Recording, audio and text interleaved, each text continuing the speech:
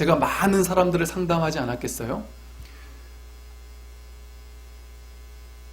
집에 이런 식입니다. 집에 불쑥 들어와서 아주 도인 행세를 한 사람이 집에 들어와서 그 주인에게 대뜸 싫어합니다. 남편 회사 갔느냐? 회사 갔습니다. 큰일 났다. 남편이 오래 살지 못한다. 머지않아 죽을 운명이다. 내가 지나가다 보니까 그런 것을 보고서 들어왔다. 그런 말도 안 되는 얘기를 했다는 겁니다. 그러면서 요상한 걸 준비하라 해가지고 돈하고 같이 이렇게 준비하라고. 그래서 그때는 정말 그 얘기가 정말일 것 같아서 알겠다고. 다음 주까지 준비해 놓겠다. 그래서 만나기로 했답니다. 근데 그때만 해도 몰랐는데 시간이 지나고 하루 이틀 지나고 나서 가만히 생각해 보니까 이게 도저히 내가 그때 왜 그 사람 말을 믿었나 이상하더래요. 그래서 저한테 연락을 주셨더라고요. 남편이 곧 죽는다. 자식이 곧 죽는다. 집안에 큰 우한이 생긴다. 이렇게 얘기하면 그분들이 원하는 걸 내주지 않을 사람이 어디 있겠습니까? 가족을 위해서라고 하는데 돈 1,000만 원 달라면 그 1,000만 원이 문제겠어요? 불교 공부 열심히 하는 어떤 분도 그렇게 해서 구술 1번 하고 2번 하고 안 된다 해가지고 정성이 부족해 안 된다 해가지고 처음에는 300만 원인가 뭐 이렇게 하면 된다 했다가 나중에 2번, 3번째 하면서 총 한 3,000만 원 이상을 구세에 쓰면서 뒤늦게 정신을 차리고 내가 지금 뭔 짓을 하고 있는지 뒤늦게 정신 차린 이런 사람들도 있습니다. 왜 그러냐면요. 진실이 뭔지를 모르니까 그러한 사기꾼들에게 당할 수밖에 없는 겁니다. 제 얘기가 아니라 종교학자들과 아주 자성적으로 성찰하고 있는 많은 종교인들 중에 어떤 지성을 가진 종교인들이 공통적으로 하는 이야기가 뭐냐면요. 그동안 인류 역사가 중생들에게 해온 종교 장사에서 가장 잘 써먹히는, 잘 먹히는 장사, 어리석은 중생들을 현혹시켜서 돈을 빼앗을 수 있는 가장 좋은 장사거리가 종교에서 하는 대표적인 장사라는 거죠.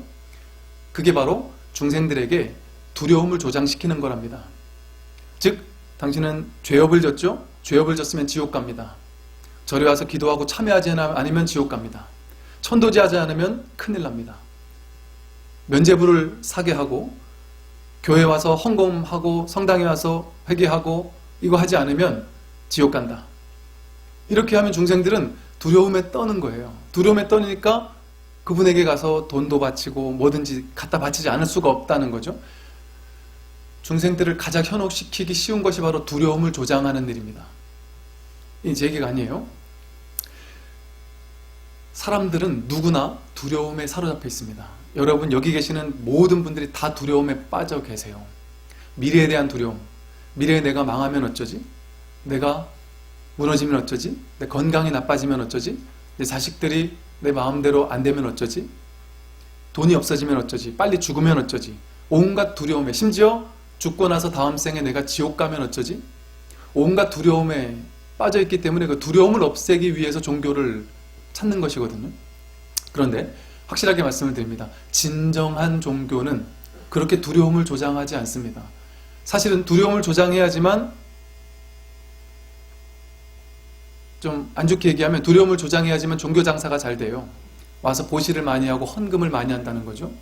그런데 진정한 종교는 두려움을 조장하지 않고 두려움을 없애줍니다. 그래서 불교에서 보시 중에 가장 중요한 보시가 제물로 하는 보시나 법으로 하는 보시도 중요하지만 무외시가 중요하다고 하거든요. 무외시라는 건 두려움을 없애주는 보시입니다. 사람들에게서 두려움을 없애주는 것이야말로 최고의 보시다. 관세음보살님을 시무외자라고 부릅니다. 무외, 두려움 없음을 보시하는 자. 진정한 종교인은 두려움을 없애주지 두려움을 결코 조장하지 않습니다. 그런데 쓸데없이 두려움을 없애주는 것은 아니에요. 근거를 가지고 두려움을 없애줍니다. 불교라는 종교는 하나의 종교를 배우는 것이 아니고요. 내가 누구인지를, 내가 왜 이렇게 괴로워해야지만 하는지를 깨닫는 가르침입니다. 내가 지금까지 괴롭다라고 생각했던 모든 것들이 환상이었구나라는 것을 스스로 깨닫게 해주는 종교예요. 그래서 지금까지 내가 가지고 왔던 수없이 많은 두려움들, 괴로움들이 이것이 실체가 아니구나. 여기 내가 전혀 휘둘릴 필요가 없는데 어이없게도 지금까지 내 스스로 만든 괴로움을 내 스스로 빠져가지고 거기서 괴로워했을 뿐이구나. 이러한 사실에 눈 뜨는 겁니다. 그래서 더 이상 내가 두려워할 필요가 없겠구나. 더 이상 내가 괴로운 삶을 살 필요가 전혀 없었구나라는 사실을 자각하게 됩니다. 여러분들이 분명하게 그렇게 될 수가 있습니다. 그래서 이 불법을 공부한다라는 것은 내 안에 괴로움을 없앤다는 얘기예요. 그래서 부처님께서는 부처님의 가르침이 무수히 많지만 팔만대장경이라고 하잖아요. 수없이 많지만 부처님의 가르침은 딱 한 가지에 포섭된다 이럽니다. 마치 짐승들이 밀림에 가면 수많은 짐승의 발자국이 있지만 코끼리 발자국이 가장 크니까 코끼리 발자국 안에 수없이 많은 짐승들의 발자국이 포섭되는 것처럼 부처님의 모든 가르침은 사성제에 포섭된다 이랬습니다. 사성제는 뭐냐면 괴로움과 괴로움을 소멸하는, 즉 우리가 무엇 때문에 괴로운지, 우리가 왜 괴로워하고 있는지를, 괴로움에 대한 진실을 알려주고 그 괴로움을 없애주는 것이 바로 불법입니다. 사성제고, 괴로움이 완전히 사라졌을 때 미래에 있을 괴로움조차 이제 모든 것이 환상이라는 걸 알기 때문에 모든 괴로움이 소멸되었을 때 그것이 바로 괴로움으로부터 완전히 벗어나는 해탈이고 열반이라는 것이죠. 여러분들에게 가지고 있는 괴로움을 분명히 없앨 수 있습니다. 여러분 혹시 앞에 앉아 계시는 분들 중에 다리 아프신 분들은, 불교는 격식을 타파하는 종교입니다. 특정한 틀에 사로잡히는 것은 불법이 아니에요. 틀을 타파하는 것, 격식을 타파하는 게 불법입니다. 그 절에 와서는 딱 가부좌 틀고 앉아 있어야지, 다리를 펴고 있으면 남들이 이상하게 보지 않을까? 이런 생각을 타파하는 게 불교입니다. 다리 아프신 분들은 마음 편하게 다리를 이렇게 저렇게 움직이셔도 되고 좀 피셔도 되고, 부처님 정면을 향해서만 안 피면 되니까 다리 좀 피시고 이렇게 편하게 앉아서 들으셔도 되니까 부담 없이 이렇게 들어주시기 바랍니다. 그래서요, 이제 오늘은 이제 전반적인 우리가 왜 괴로워하고 있는지, 또 괴로움의 실체가 무엇인지, 이것에 대해, 이제 고에 대한 문제에 대해서 먼저 말씀을 드리고 이제 다음 주부터 본격적인 공부를 하려고 합니다. 아마 여기 계신 분들은 대부분 괴롭거나 괴로웠었거나 앞으로 괴로울 예정인 분들이실 겁니다.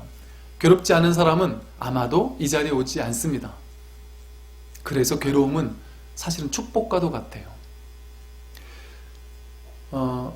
도깨비 드라마 저는 다를 못 보고 중간중간에 이렇게 한두 번 이렇게 쳐지나가면서 봤는데, 마침 제가 봤던 그 대목이 뭐였냐면, 김동욱인가?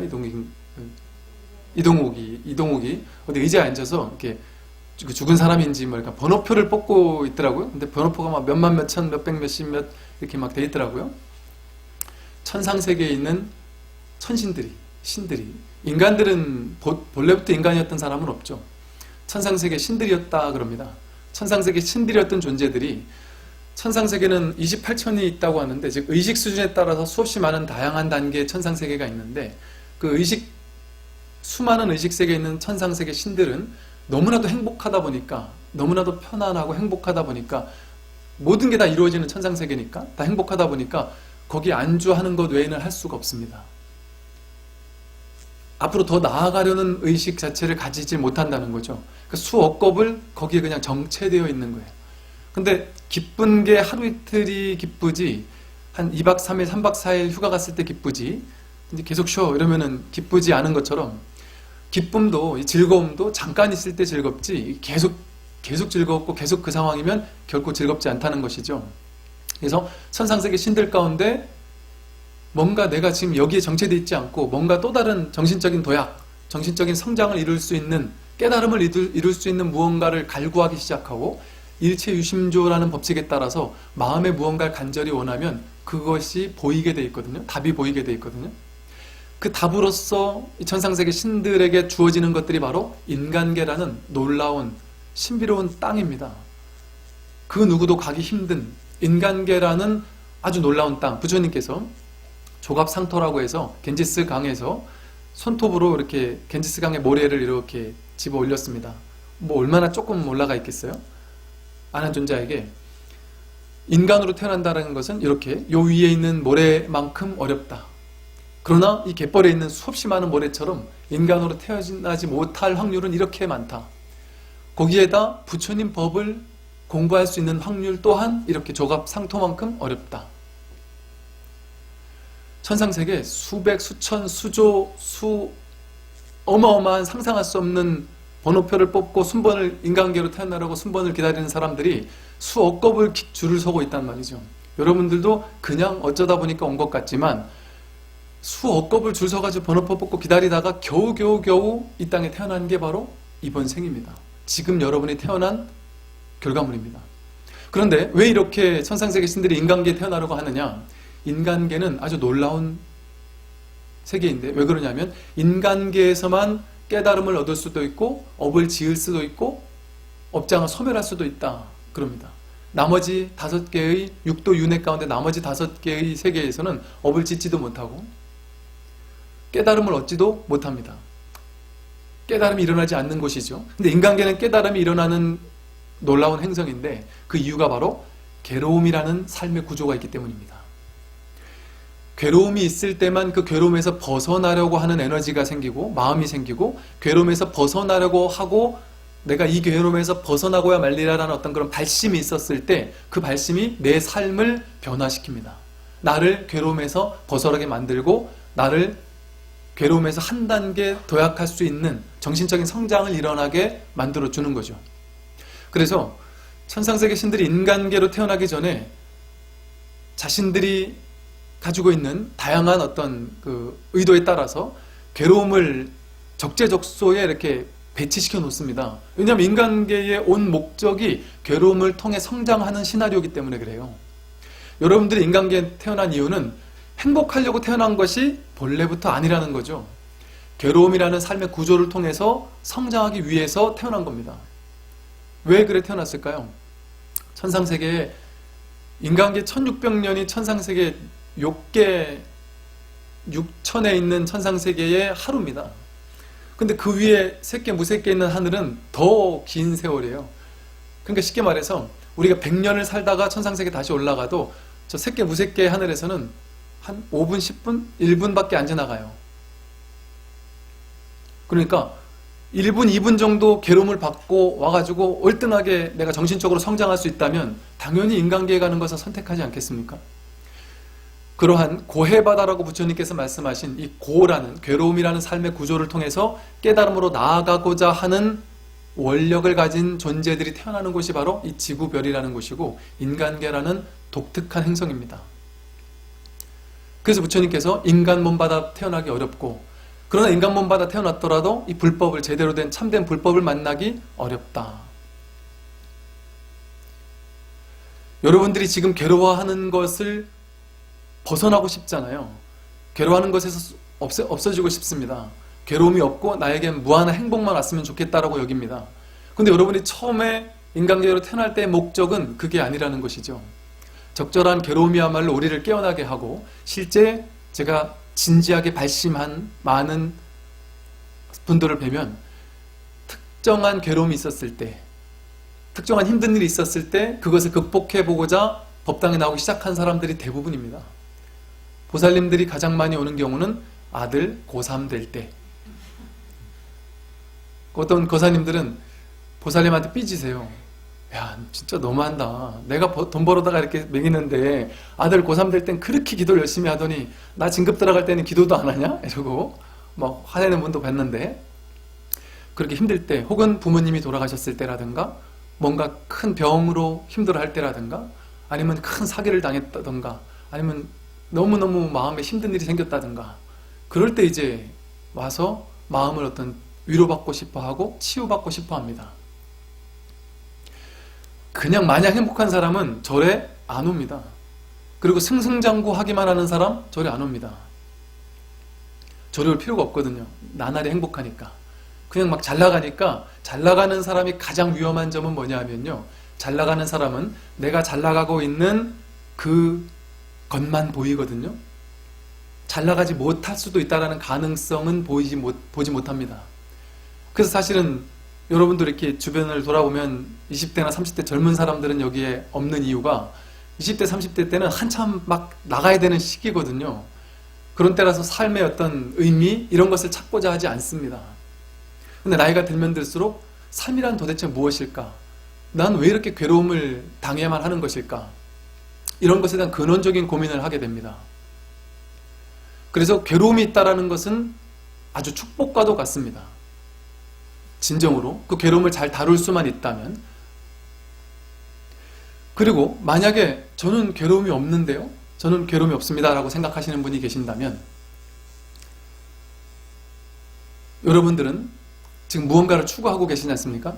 뭔가 이게 잘 됐으면 좋겠고 저게 잘 됐으면 좋겠고 진급도 됐으면 좋겠고 돈도 더 벌었으면 좋겠고 좋은 집도 샀으면 좋겠고 자식들도 잘 됐으면 좋겠고 더 건강했으면 좋겠고 오래오래 살았으면 좋겠고 끊임없이 무언가를 추구하고 있고 갈구하고 있습니다. 아무리 많이 번 사람도 돈을 많이 벌면 많이 벌수록 뭐 때문에 가장 괴로우냐면 돈 때문에 가장 괴롭습니다. 돈을 별로 없는 사람은 오히려 돈 때문에 덜 괴로운데 돈이 수천억 있는 사람은 나를 가장 괴롭히는 게 뭐냐? 돈입니다. 가지면 가질수록 점점 더 나를 옥죄어오는 것이 바로 집착이라는 어떤 대상들이거든요. 그런데 제가요 제 방 다실에 다포가 있는데 다포 위에 써져 있는 글귀가 이런 글귀가 써져 있습니다.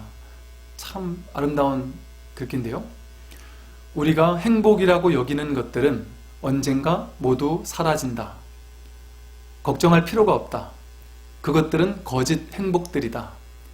그것들이 사라질수록 우리는 참된 행복을 맛본다. 여러분들이 행복이라고 여기는 것, 돈, 명예, 권력, 지위, 자식의 성공, 건강, 뭐 이런 모든 것들, 그런 것들은 반드시 사라집니다. 그것은 확실합니다. 아까 말했죠? 미래는 불확실하다 했습니다. 단 한 가지 확실한 게 있어요. 그 모든 것들은 무너진다는 사실, 사라진다는 사실. 건강하셔서 행복하시죠? 사라집니다. 반드시 언젠가 사라집니다. 살아있기 때문에 행복하잖아요. 돌아가신 분들을 보면 측은하게 여기지 않습니까? 사실은 우리도 머지않아서 그렇게 죽을 수밖에 없습니다. 돈을 갑자기 많이 벌게 돼서 행복하다.